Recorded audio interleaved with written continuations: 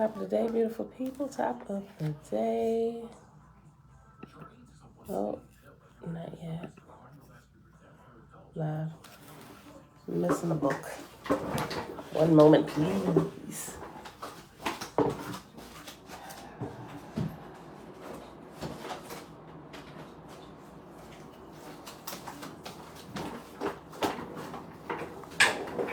Okay. Yep, there go Jonathan. He calling, babe. He calling my phone. All right.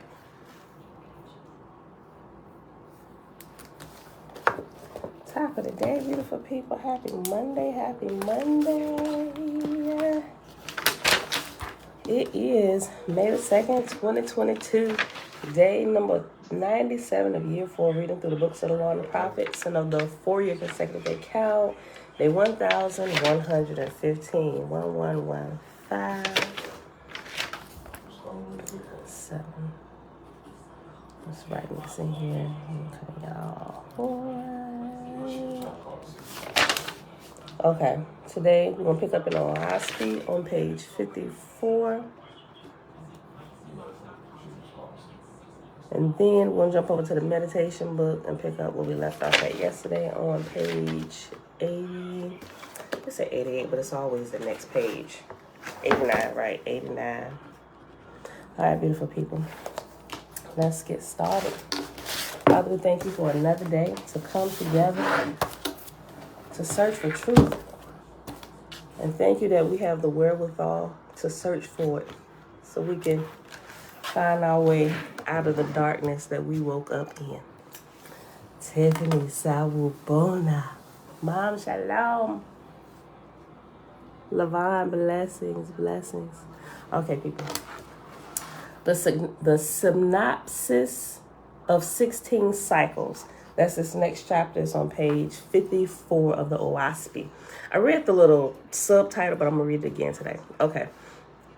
Synopsis of 16 cycles, being 48,000 years, and also including the sub-cycle of 1,000 years of darkness, covering a period from the creation of man down to the submersion of the continent of Pan, called by the ancients the flood or deluge, which was 24,000 years BK, selected from the records and the libraries of heaven. And it had up here, after years of darkness, it has reference number 1, and it says, and also including the sub-cycle of 1,000 years of darkness.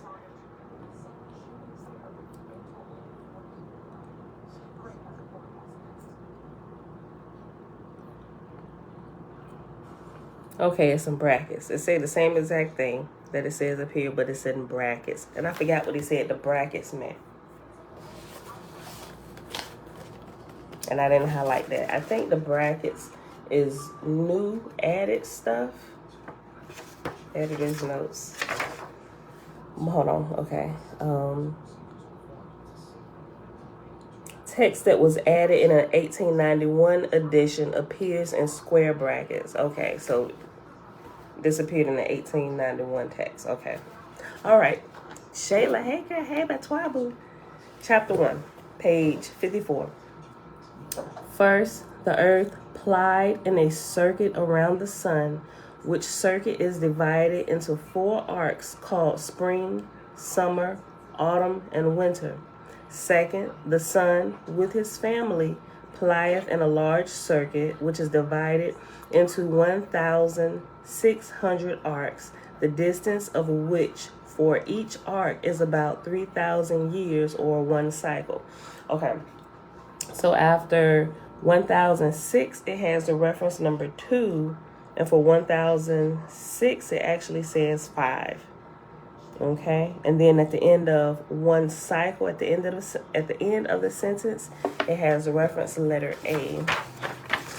I just found. Oh, this book splits, y'all. No, I'm sorry. This one don't split. It's just really short. But the next one, book of Af, splits. I went too far. Okay. 1 cycle. The reference letter A says, it appears that the 1891 edition is more correct in this case. Refer to the book of Sappha, chapter Osiris, verse 58. Here the student will see that both the 1882 and 1891 editions allow 1,600 danhas per circuit. Given an average of 3,000 years per danha, one can conclude that one circuit would take about 4,800,000 years. The number expressed in the 1891 edition is fairly close to the editorial translation of verse 58, which stated in that case that one circuit would take 4,700,000 years. See plate, current position of the solar system in this cosmic season at the end of the glossary. All numbers in that plate are approximations. When dealing with numbers of such magnitude, even a difference of thousands of years is a mere detail. Okay, so it said to look at the plate in the back, said current position of the solar system in this cosmic season. Let's see if we find that plate.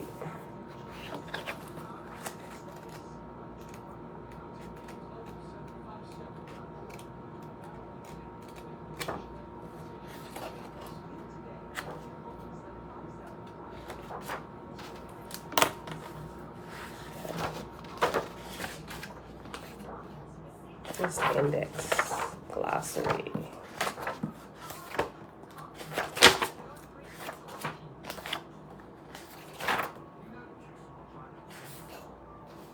Oh, it's on page 788. The current position of the solar system in this cosmic season. Y'all got the book. Oh, Great Spirit, shalom, shalom. We thank you, oh Great Spirit, for your truth and wisdom, peace and blessings to you. Peace and blessings to you as well. Okay, so that's what it looked like. Let me read it. Okay. Current position of the solar system in this cosmic season. Okay, so it has that first chart, and above, well, below it it's numbered in squares in separated boxes 1 through 8. And on the side, it has first, second, and third. Up at the top, the first line says commencement of Etherian administrations. Then on the second line, you have second subgalactic orbit. Hold on. I didn't even read the number for the first one. Okay, the first line says first subgalactic orbit, and that's 4,700,000 years. The second line is second subgalactic orbit, 4,700,000 years. And then it has, on the side of it, the subgalactic year for the solar system as it orbits the North Star takes approximately 4,700,000 Earth years. The recorded history of the Earth began with the first start of formal Etherian oversight nearly 3 Savorkums past. We are now in the 7th sum of the 3rd Savorkum under Etherian administration. The history in OAHSPE only encompasses events during the present sum. The full age of the Earth is about 4.5 billion years. Then it goes to the next section of the chart, and it says each sum consists of 4 ages. You have the Semu age, which is spring. Then you have the Hotu age, which is summer. Then you have Adu age, is autumn. And Uz, UZ age, winter. And clearly we're in the Semu age, right? Or spring. Well, the spring season for the yearly orbit, right? Okay. So pointing to the, okay. Each age consists of 2 72,000 year seasons. Okay, so under the Simu age or the spring, it has 2 blocks and they're divided, and you have 72,000 year season, and then it has Hak, H-A-K, 72,000 years. Then under the age of Hotu, which is summer, you have Cephas, S-E-F-F-A-S, 72,000 years.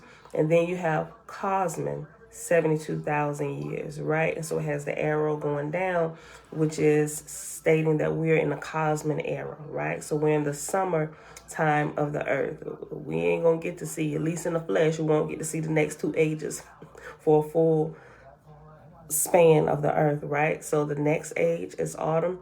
It's a 72,000 year season, and then the next 72,000 season. Then the ooze age, which is winter, it has 72,000 year season, and it has another 72,000 year season beside it blocked off. All right. And so back over here to the Simu age, which is spring.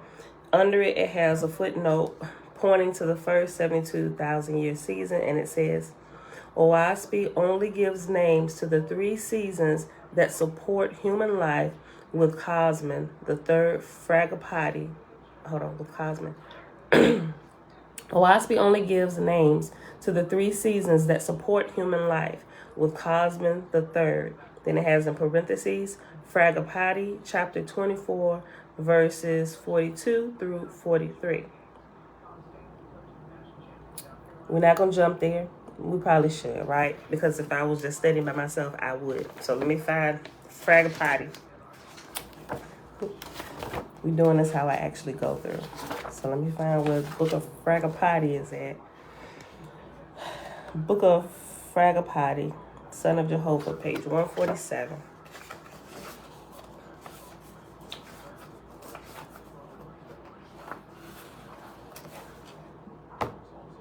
Chapter 24, verse 42. Hold on.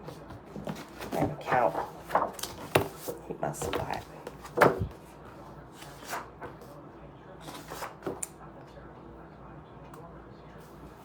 One, two.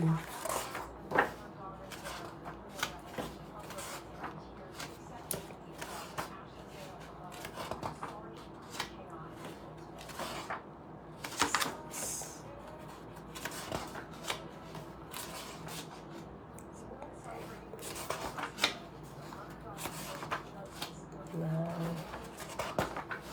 10, 11, 12. Sorry, y'all, some Roman numerals. I got to count in order. 12, 13, 14, 15, 16, 17, 18, 19, 20, 21, 22, 23, 24. Okay, chapter 24, verses 42 through 43. And it says, verse 42 says, in the first days I blew my breath upon the lands of the earth, and man became a living soul. Then in the second time I moved my hand upon the earth, and man went forth in power. Thus near hath my voice approached the earth. Be ye steadfast in my commandments. The time shall surely come, and in the third season, when my voice shall be heard by all. The voice ceased, and then Fragapati took the lights in his hands as one would take fine flax, and he turned it about the rice, and lo, a crown was woven, most brilliant, but of a reddish hue. Okay, I read too much. It said 42 through 43. Yep. Okay, so back to this chart. Under the age of spring and summer, you have like 1 degree. It's 1, 2, 3, 4, 5, 6, 7, 8, 9 degrees. 3 under Hak, 3 under Cephas, and 3 under Cosmin, which represents the ages from spring and summer where humans are present, right? And then from there to the side, it says each season consists of 3 gadols. That's what it is. I said degrees. It's gadols. Each season consists of 3 gadols, and each gadol consumes 1 degree of vortexian energy. Hak, Cephas, and Cosmin encompass 9 gadols, or 9 degrees.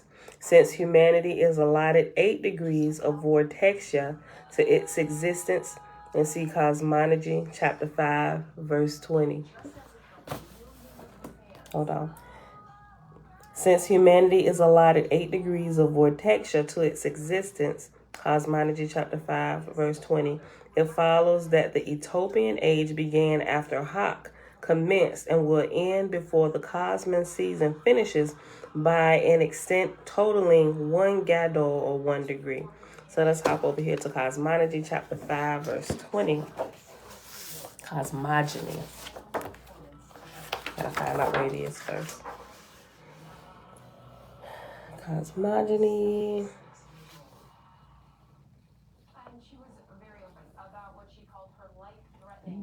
Okay, Book of Cosmogony and Prophecy, 485.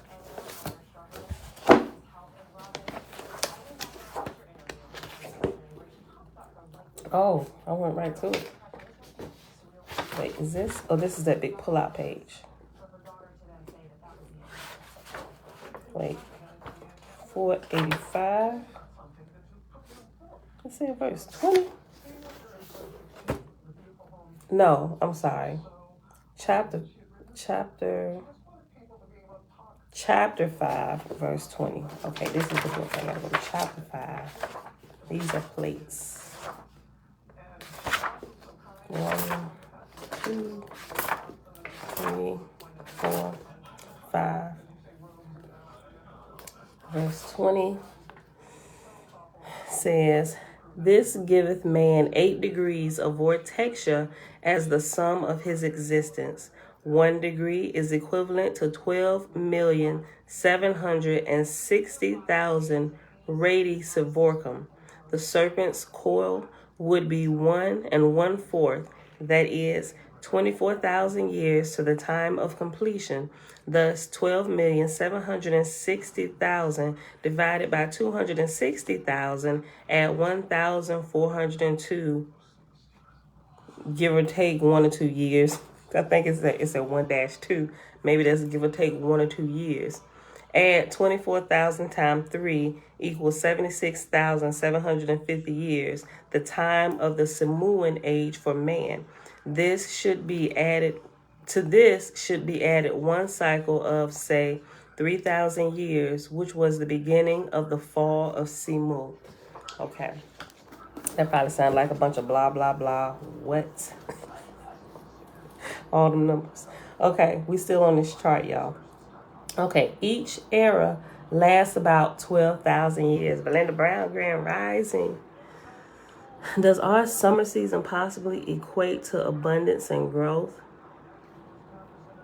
I would say so, Tiffany, because think about what happens during summertime, right? I would say so. Everything is coming full harvest. I would say so, right? Except for ours is on a yearly cycle of seasons, representing the bigger cycle of seasons. Yeah. And if we look at what happens in summer, I would say that's what happens to us when humans are in their summer season. Full bloom, full growth. We're awakening, right? We're becoming ripe. You know, I would say so, yeah. Good question. Okay. Excuse me. Each era lasts about 12,000 years. Each Gadol consists of 2 eras. There are 6 Cosmon eras per season. The first Cosmon era, and it lists first Cosmon era all the way to the 6th Cosmon era across. Then down in a straight column for the first Cosmon era, you have the first arc, which is the next row, and it says each arc or Danha lasts about 3,000 years. And then it goes from the first arc to the 4th arc. Then it goes down the first column again. Then it says past dawn, first arc. And then it says the first arc of Cosmon is 3,100 years, following a 35-year dawn that started in 1848, which this 3,100 years reminds me of what it said in the Lost Book of Enki and also in the Complete Anunnaki Bible. But those were 3,600 Earth years would equal like 1 year for the Anunnaki. This kind of sounds a little similar. I'm not sure that it is, but I'm almost thinking it's the same math. It just gave us the lowest level in the Anunnaki, right? Okay. It has a picture of a serpent, and it's like coiled, not all the way coiled, but it looks like a number 9 coiled, right? With the tail being down here and the head right here, right? And it says the solar phalanx Phalanx, which represents the great serpent. So the solar phalanx is the great serpent. And then in brackets, it has 24 danhas per cosmic season. Each era consists of 4 arcs or danhas. Therefore, the cosmic season will endure for 24 danhas or 6 eras. At this time, the earth is in the early part of the first danha of Cosmin, at the beginning of the first Cosmin era. And then the last little section, a little bit above that I forgot to read, across from past dawn first arc, it says, the Cephas season from the time of Sethanes covered 6 eras, with the arrival of Cosmin marking a new 7th era. Then it has OAHSPE verse 16. All right, so that's the end of that chart and the end of that footnote. Okay, so you guys probably do this too. When you're studying and you have like a footnote and it tells you to go look up something, you should go look it up like right then. So that's my normal practice. So I figured if I'm reading out loud, we'll do that here, because you're gonna need that bit of information to carry with you. If you just ignore all of that, you're gonna find yourself lost at some point because you never followed through with the footnotes, because it's a part of it. Okay.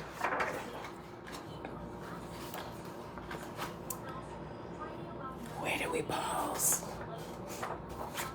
Oh,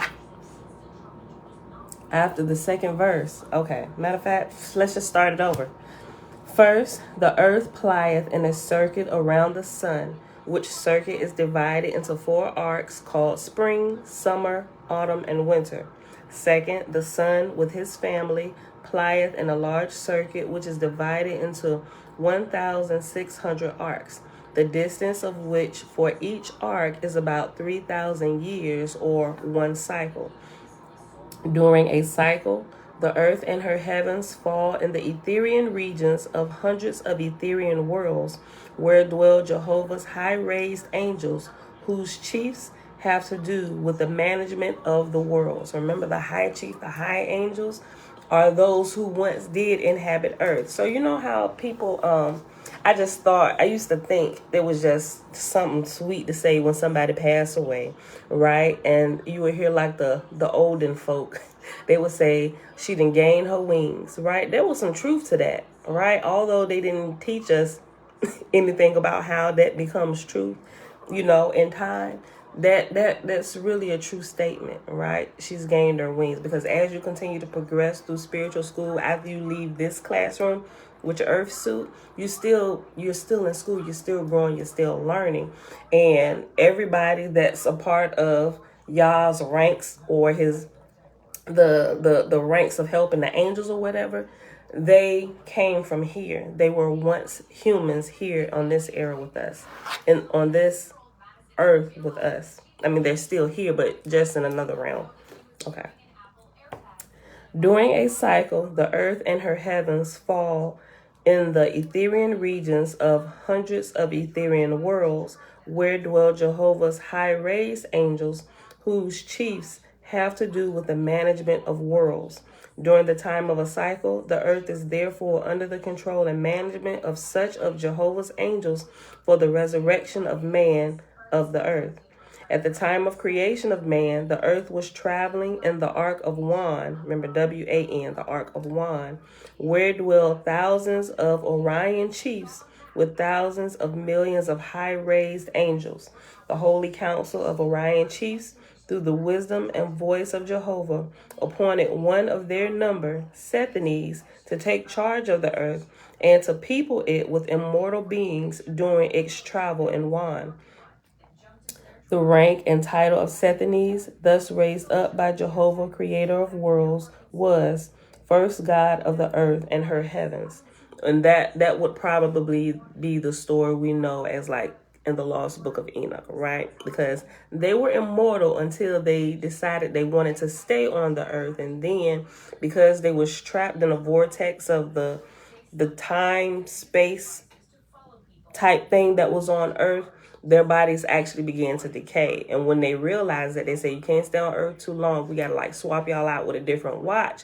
Otherwise, you're going to die like men here, right? So, but they never died on the Nibiru, right? They never died. They were forever. Okay. At the time of the creation of man, the earth was traveling in the ark of Wan, where dwelled thousands of Orion chiefs, with thousands of millions of high-raised angels. The holy council of Orion chiefs, through the wisdom and voice of Jehovah, appointed one of their number, Sethanes, to take charge of the earth and to people it with immortal beings during its travel in Wan.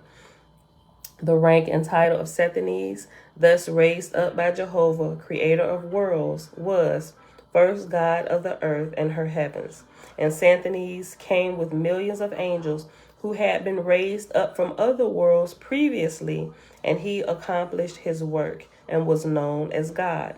Sethanes was then the first God of earth and her heavens, and his place was within the ark of Wan. And during his cycle of 3,000 years, he raised up from the earth 4,400 million brides and bridegrooms to Jehovah. And after 400 million, it has reference number 3, and that says 1,500 million. So, hold on. Let me go back to the editor's notes for the bold. Okay. Text from the 1882 edition that was deleted in the 1881 edition is shown in bold italics. Okay, so what we're reading here is the most current translation, but before in the last edition that said 1,500 million, but the more correct rendering of it is, what did it say? 400 million. I'm sorry. 4,400 million brides and bridegrooms to Jehovah. Okay. After Sethanes came Ashong, sub-chief in the realms of Hawi, in the High Ark of Vehitavi. And during the cycle of Enocron, also 3,000 years, Ashong raised up from the earth a harvest of 7,200 million brides and bridegrooms. And it has reference number 4. And previously it said 2,200,000,000 in the last edition, but the more correct rendering of it is 7,200 million brides and bridegrooms.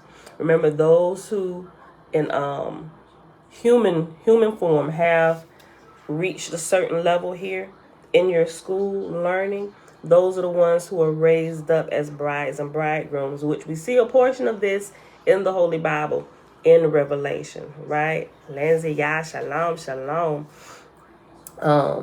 So a lot of some of the bits and pieces that we find throughout the scripture, we'll also find in here, especially the bride and bridegrooms, right? Because they taught this, they have taught this part, and so you had a half understanding of it while you were reading it. Truly, those who are dedicated to Yah here, depending on how far you got in earth school, would be raised up during that time as brides and bridegrooms. But not everybody, not those that's like still living, right? These are the ones who are past and that are waiting on that lower level. Remember, because the resurrection only happens like every 200 years, every 400 years, every 600 years, and it was a couple more numbers, right? And those years were for the ruling of the current God. So whenever that current God's rule was up, when he graduates or when his time is done, there's a graduation ceremony, right? A new God is crowned over the earth, and all those under that particular God's rule and reign, they are raised up as brides and bridegrooms, and they will probably be the ones who have already passed away and just are kind of waiting at that level, right? So they're waiting for that resurrection. Everybody that's still here living, bro, you still in class. I mean, you can look forward to graduation, but keep on doing what you got to do to make sure you can graduate, right? Renee, shalom. What throws me off, Audrey, every time you post, I was doing this when you first came in, because the Renee is capitalized, that my eyes go there first instead of seeing your first name. I'm sorry. Shalom, Audrey. Okay, back to the reading. Verse 10. After Sethanes came Ashong, sub-chief in the realms of Hawi, in the high-end ark of Vehitavi.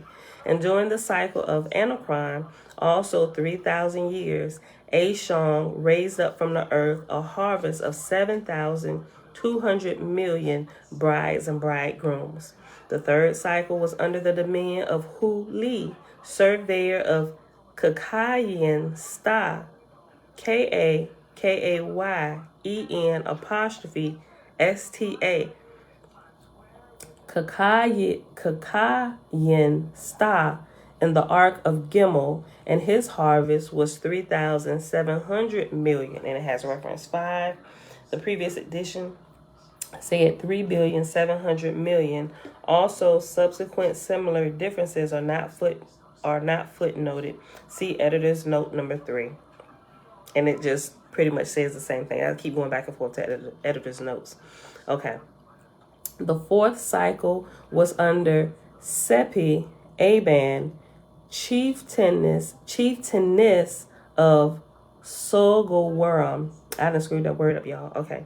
The fourth cycle was under Sepi Aban, chieftainess of Sogowaran in the Ark of Yan, and her harvest was 4,800 million. So yes, there was a goddess that was ruling, right? So you got some people, God is a woman.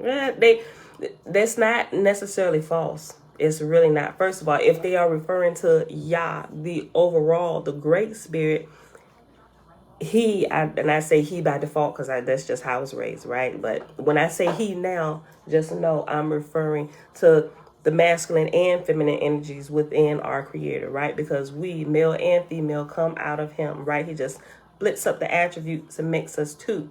Put us in school, find your way back together. That's why when a husband and wife come together, you can complete another level here on earth together, right? You got to get a partner. You don't have to, I'm just saying. But getting married takes you on a whole nother learning path while you're here, right?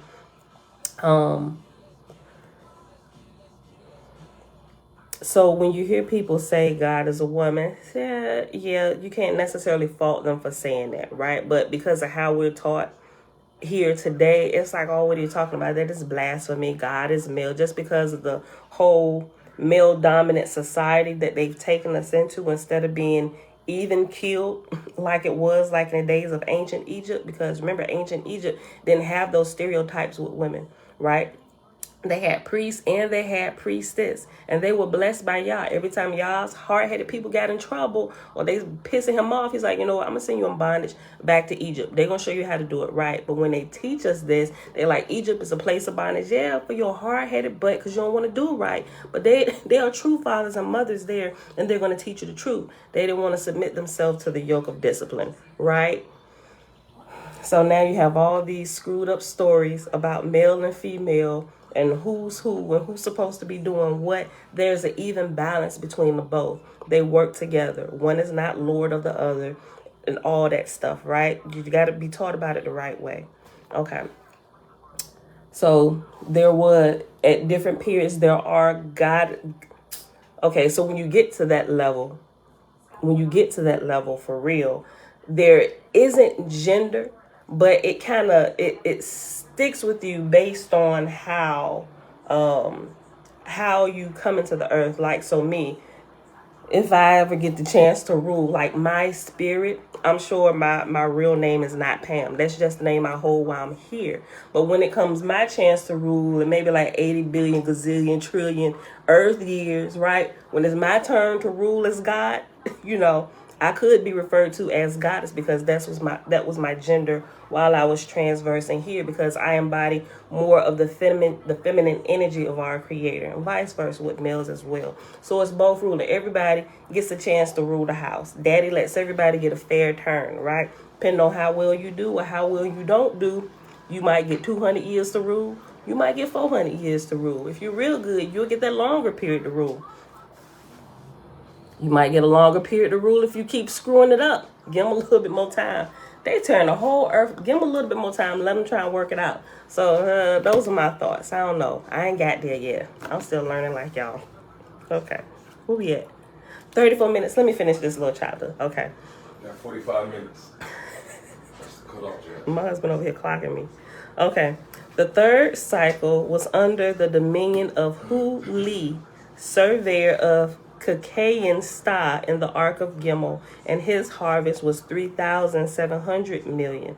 The fourth cycle was under Sepi Abon, chieftainess of Sogoweron in the ark of Yan, and her harvest was 4,800 million.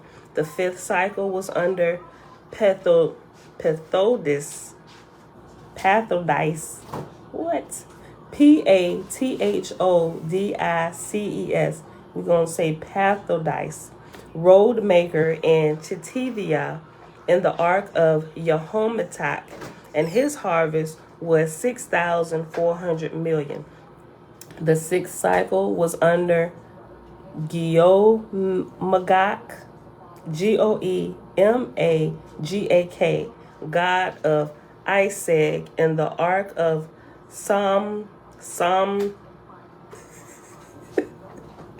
I'm screwing these names up, y'all, like I be doing the Bible. Trina, hey girl, hey, Alizar, shalom. Okay, so I'm like, that's what I feel. That's what I feel like. All the names in the Bible. That's what you sound like. Yeah. Okay. The fifth cycle was under Pathodis, road maker in Chitivia, under the ark of Yehometak, and his harvest was 6,400 million. The sixth cycle was under Go-Magak, god of Isaac, in the ark of Samgwakthagah, and his harvest was 7,900 million. The seventh cycle was under Gopins, god of Cam, in the ark of Srivat, and his harvest was 9,300 million. The eighth cycle was under Hysis, goddess of roots, in the ark of Hohagamagalak, and her harvest was 9,400 million. The ninth cycle was under Ithacus, inspector of roads in Kamatra, in the ark of Juzin, and his harvest was 10,100 million. The 10th cycle was under Misilivity, chieftainess of the arks of Losgobak, in the ark of Nu, and her harvest was 10,800 million. And now the earth was full of people. All the continents and islands of the earth were inhabited by man, nor was there left any wilderness wherein man did not dwell. But the generation of man had fallen from 33 years down to 12 years. And man and woman were all maturity at 7 years old, and not many lived above 30 years. But they were prolific, many of the mothers bringing forth 200 sons and daughters, and from 2 to 4 at birth. Which, you have some young kings at 7 and 8. King Josiah was 8, and then you had a king before him that was younger, who was 7 years old. Okay. And man dwelt in peace, and the earth was tilled and brought forth abundantly of everything that was good for man to eat and to clothe himself. And there were in those days great cities of hundreds of thousands of inhabitants, thousands and thousands of such cities, and in all the 5 great divisions of the earth. And man built ships and sailed over the ocean in all directions around about the whole world. Babe, call them or answer them on the iPad. Who's that? Jeremiah. I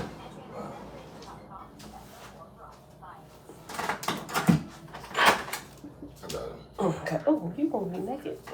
I got him.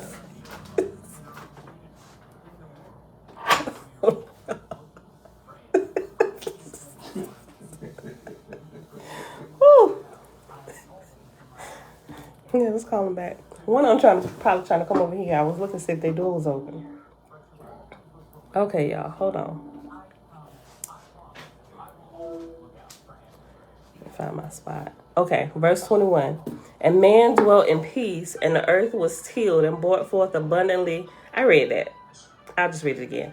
And man brought forth And man dwelt in peace, and the earth was tilled and brought forth abundantly of everything that was good for man to eat and to clothe himself. And there were in those days great cities of hundreds of thousands of inhabitants, thousands and thousands of such cities, and in all the 5 great divisions of the earth. And man built ships and sailed over the ocean in all directions around about the whole world.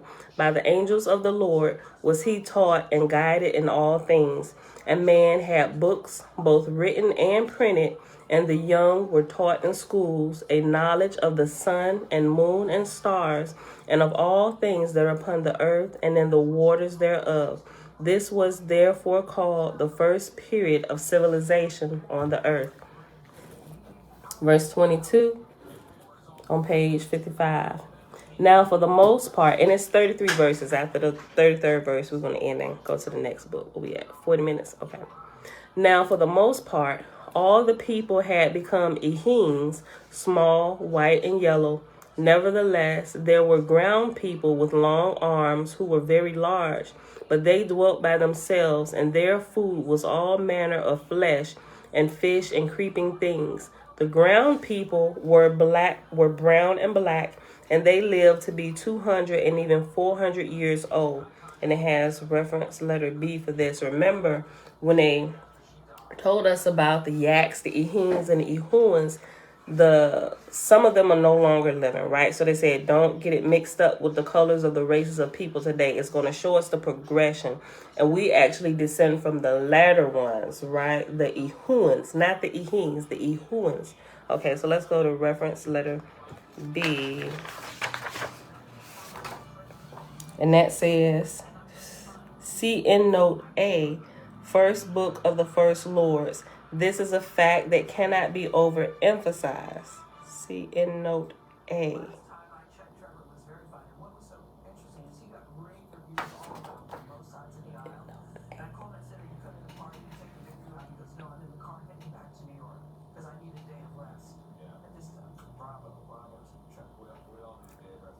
In note A is talking about the cycles.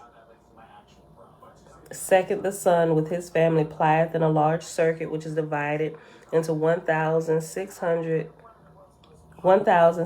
arcs, and the distance of which for each arc is about 3,000 years, or one cycle. See in note A, first book of the first lords. This, hold on. Okay, I get it. This is the book of Astral. First book of the first lords. I'm sorry, I'm still trying to put it together. Book of Jehovah.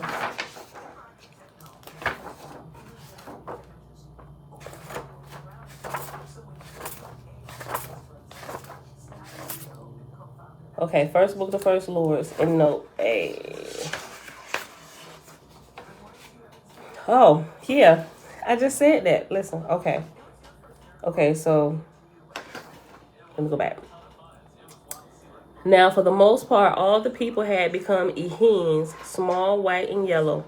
Nevertheless, there were ground people with long arms who were large, but they dwelt by themselves, and their food was of all manner of flesh and fish and creeping things. The ground people were brown and black, and they lived to be 200 and even 400 years old. Then it says go to footnote B. And it says, see in note A of the first book of the first lords. This is a fact that cannot be overemphasized. What fact? This fact here that I just alluded to. This factual description is not a reference to the current races of man. Both ehenes and drooks are extinct. All current races, whether Asian, European, African, Native American, etc., are descended from the ehuans and the Gans, Ghans. The first race of ehuans were copper-colored, but modern descendants of ehuans and Gans are expressed in all complexions of humanity. The reference to the Drook race should not be confused with the general use of the term, in which the word Drook refers to any person who is very low in spiritual grade, regardless of race. There are also references indicating that some branches of the ehenes were of varied complexion. For example, the Lord's fifth book, chapter 3, verse 4, notes that Ehenes of Ham varied in complexion. See lineage of humanity plate at the end of the glossary. And we looked at that before. So we're not going to go back there now. We just going through this footnote. Okay, so let's go back, finish up the chapter, verse 23, page 55. Jehovah said, in the early days I raised up Ehuans and gave them certain commandments, amongst which was not to cohabit with the Drooks, lest they go down in darkness. So don't hang out with those who aren't keeping the commands of Yah, right? They doing all manner of stuff, and they stronger than you. They gonna rub off on you, and you gonna find yourself in darkness somewhere. Don't hang out with them. Light should not be associated with darkness, right? Jehovah said, in the early days I raised up Ehuans and gave them certain commandments, amongst which was not to cohabit with the Drooks, lest they go down in darkness. But they obeyed not my words, and lo, behold, they are lost from the face of the earth. Because the Ehenes have become a spiritual people and have prospered in peace and spirit, behold, they have degenerated in the corporal body. I'm sorry, I read it wrong. Because the Ehenes have become a spiritual people and have prospered in peace and spirit, behold, they have degenerated in the corporal body, the corporal being this flesh. They yield abundant harvest for my Ethereal realms, but they are like untimely births. Wow. Now will I bring the earth into Aegean fields and forests for a long season, for I shall again reproduce the Ehuans, and the time of a generation shall be 33 years. For my harvest shall be of fruit that is mature and full of ripeness. And Jehovah brought the earth into new regions in the ethereal worlds, and covered it over with Agi, east and west, north and south. And it came to pass that many of the Ehenes lost the generative desire, and so brought not forth many heirs. But the brown people burnt with desires, and they laid hold of the Ehene women when they went into the fields and forced them, and thus brought forth again the Ehuan race, the copper-colored, strong and bright and quick, according to the 11th cycle, which was under Gobath, god of Tirangothaga. Yeah, god of Tirangothaga. In the ark of Suli, brought forth a harvest of 6,700 million. The 12th cycle was under Thais, goddess of Luga, and the ark of Sion, and her harvest was 2,600 million. The 30th cycle was under Zyneathes, keeper of the crest, and the ark of Oliganyana, and his harvest was 1,200 million. The 14th cycle was under Toth Siganta, road maker in Hapanogos, and the ark of Manichu, and his harvest was only 600 million. The 15th cycle was under Nemeus, god of Thosgothamachus, god of Thosgothamachus, and the ark of Siga, and his harvest was only 40 million. The 16th cycle was under Neph, god of Sogones, and the ark of Arbrook, but he failed to bring forth any harvest. Oh, he did a terrible job. Francis, shalom. How you rule and don't bring forth anybody? Like, did you forget what you was doing there? Like, you are God over the earth right now.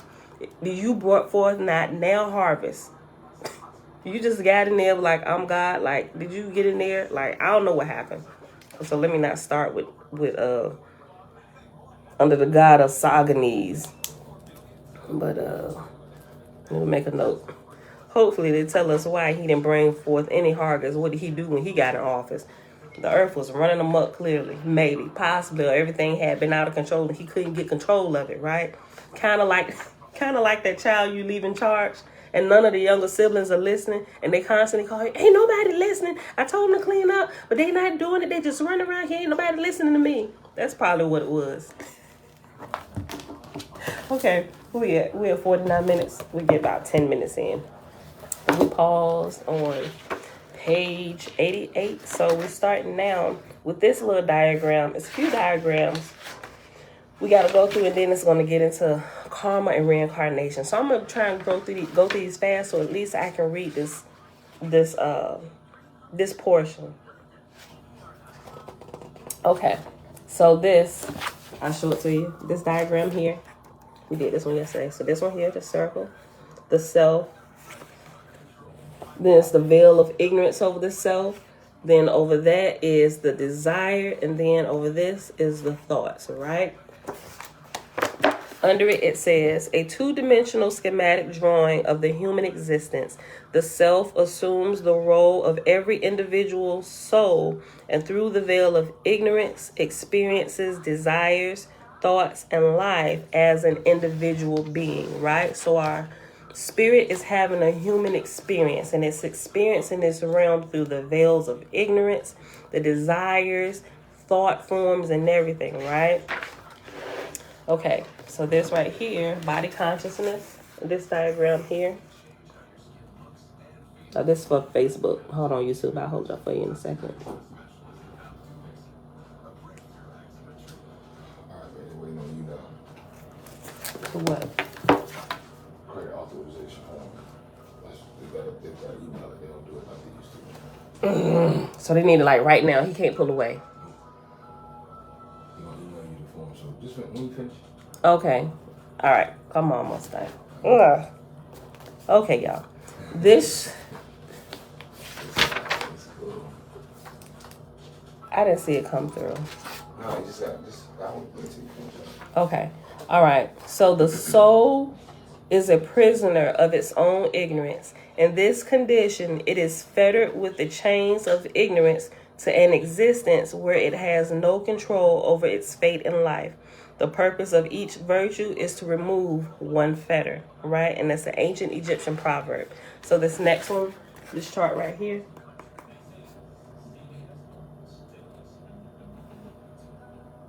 I'm going to read this. The Supreme Self is at the top, or the Supreme Self is what we call spirit. And that's what it has, the Supreme Self or spirit. Then it says in that black and white box, it says fettered mind.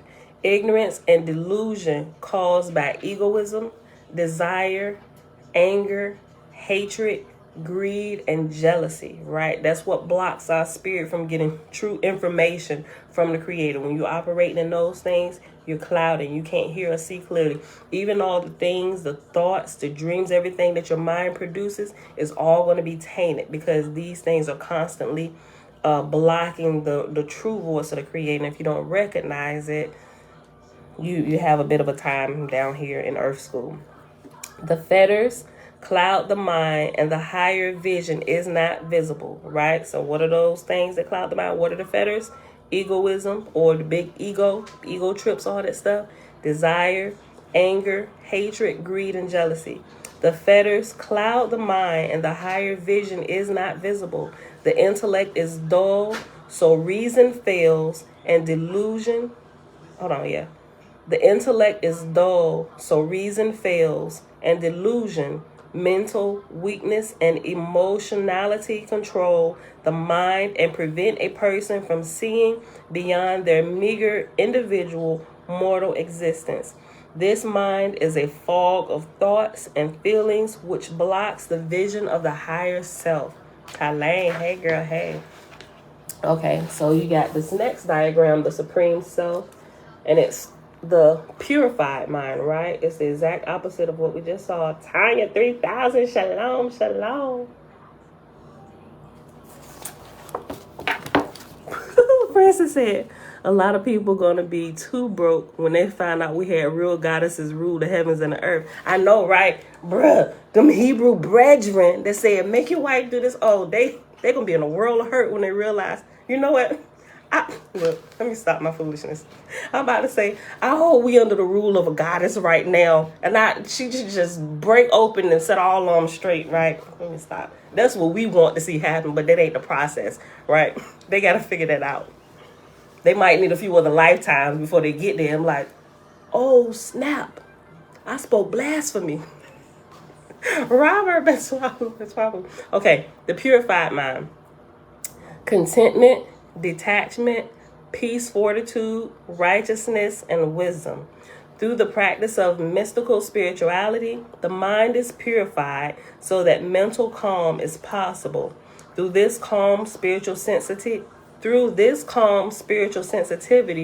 grows, and the higher Through this calm and spiritual sensitivity grows, and the higher self is discovered in much the same way as a pair of eyeglasses are found on one's head. They were always there, but the mental distraction and agitation block the perception of their presence. Like sometimes I forget that my glasses are on my face, and I'll fall asleep a lot with them on my face until I go to roll over. I'm like, what is that? I'm like, oh, snap, my glasses, right? They were always there, but the mental distraction and agitation block the perception of their presence. The mind becomes a thin mist through which an enlightened human being sees the spirit in all things. And this last diagram here, the Supreme Self, Spirit, or the cosmic mind connecting with the individual ego mind, or us connecting to y'all, right? So this is that. This would be Yah up here, the Supreme Self. Yeah, the Supreme Self, or the cosmic mind. And this is us down here in this form, the individual in our ego mind, right? So the ultimate goal of us here going through this school is to learn how to connect back with the Creator, back with Yah. Retain or regain that oneness. I mean, we're always one, but we got to kind of work through the levels to... It's like when a big scavenger hunt. We're born into a scavenger hunt here, right? That's what I call it. And we got to figure out all these pieces. All right. The objective of all yoga discipline is to purify the mind so that it can achieve transcendental... The objective of all yoga discipline is to purify the mind so that it can achieve a transcendental vision through meditation. The objective of meditation is to unite the individual mind with the cosmic mind, the mortal with the eternal, the individual with the universal, and what we call us, our flesh, our spirit, with Yah, right? Y'all, we at 57 minutes. I really wanted to get to this today, but I have to get off and send something that our people are waiting on, like right now. So we're not going to get to read the karma and reincarnation bit today, but we definitely going to read it tomorrow, y'all willing, right? So we're going to pause right here. If you got the book, go ahead and read ahead if you like. But I got to get to work like right now, right? So we pause here. I knew I should have just went ahead and called earlier when I did. Call what you call it. Well, they probably went in. Yeah, he weren't there. He wasn't there. Okay, y'all. I hope y'all enjoyed the reading for today. Let me put that right here. It is Monday, May the 2nd, 2022, day 97 of year 4, reading through the books of the Law and the Prophets, and of the 4-year consecutive day count, day 1115. We read the OAHSPE, page 54 to page 55. And we read, we went over the charts, these diagrams in the meditation book, pages 89 through 93. All right, y'all, that is it. I didn't see a new moon last night. I need to check the chart, see if it was spotted last night. If not, we're still looking for it tonight. Hopefully, we got clear skies and I can see it come in. All right, y'all. So with that being said, may y'all continue to bless you and keep you in all that you do. And may you continue on your journey of truth. When you get frustrated, that means stop. You haven't assimilated something, or you don't understand something, right? Or you could just have information overload. Just take a break, woosah, pause, take a breath, It's ginger. Mommy. Yeah, so Mommy. all right, y'all. So with that being said, it's another call coming through. So I love y'all. May y'all keep you in all that you do. Be blessed. I see y'all back here tomorrow morning, bright and early, 7:15 a.m. Eastern Standard Time. Bruce, go ahead. Finish that.